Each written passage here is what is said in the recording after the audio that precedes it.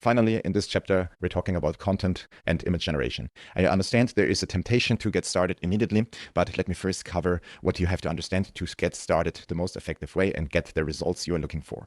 So here we are on the page. Like on the left-hand side, you see the image generation. You can select the products, and here in the image library, you find all the generated images. So let's get to our product here.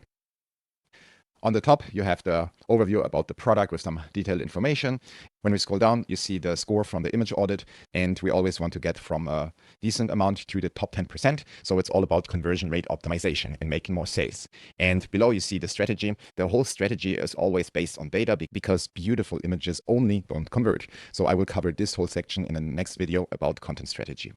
So about the overall layout, you have 8 slots that are built so you have an effective sales pitch. What I mean by sales pitch is based on data, we have everything what matters to your customer, what they want to know, what we should communicate to them with our images. That's why everything is spread across 8 images.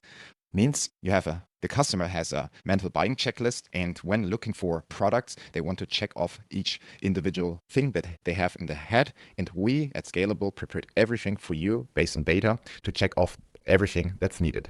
So you have 8 slots. Why 8 slots? Because on Amazon, for example, we have a restriction that we only can upload 8 images. It starts with the main image, then we go to the PTO1, the first gallery image, until the last one. The first 5 gallery images are always visible, so I would focus on these. And to get access to the 6th, 7th, and 8th, the user or the browser has to click on the image to open the gallery. You probably understand this user flow on Amazon. So if you access this page for the first time, the first stack of images is already generated for you. This is built on this product reference from your main image. And don't see this whole thing as granted because you see, hey, here a cap is missing because we only have one image and we want to surprise you and give you a starting point. But to get best results, I recommend you to upload up to 3 product images and some brand style. This way you get way more results than with the first stack. In this video, I will cover the general layout. In the next one, I will cover the content strategy, everything with the data turned into strategy. Then we go to the main image and gallery generation, the text editing, etc. So let's get started. The general layout for each of the 8 components looks like that. You have on the left-hand side, let's close this maybe. On the left side, you have the image generation component. It's structured that you can upload these 3 or up to 3 product references. So if you have a complex product, I recommend you to upload multiple images that show different perspectives so the AI knows exactly how your product looks like. You have these tooltips everywhere. They give you a little bit more information. This video is a quick rundown about layout, so the best practices will be tackled in separate videos later on. The next one is the brand style reference. Here you can set your branding and brand style with a upload of a JPEG, and also you can choose a typography for consistent image generation with your desired Google font. When you toggle this on, you can add your custom instruction. If you see common patterns in your image generation, you can add here your prompt to adjust these and prevent the AI and image generation doing this. When you toggle this one, it creates a text-free image because we have a copy set, and here you can generate really just a super clean image that has just the product visuals on it. Below this, you can set the quantity, you can select the format, if it's the gallery image, the plus content, social post, portrait, and the story format.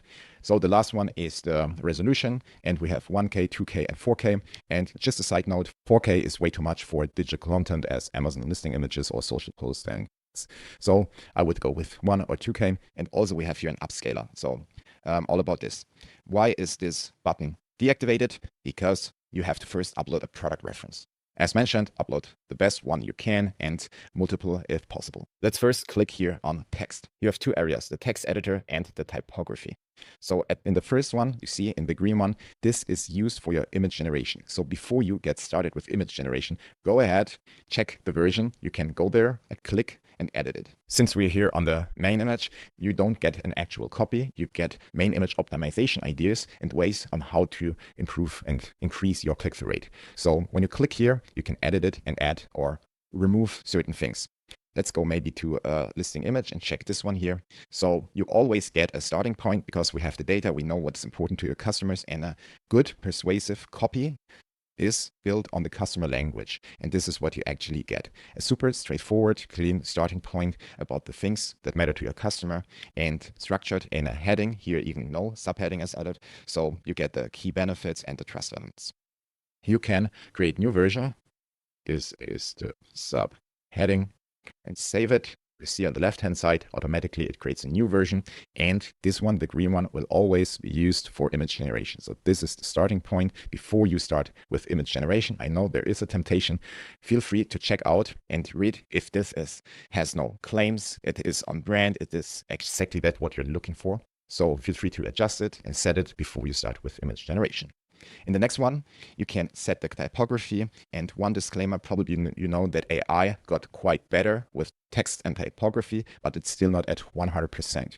So what we give you is here an option, especially for consistency, to set a certain font. And here you have a couple options you can select. You see the preview, and you can choose the secondary font as well.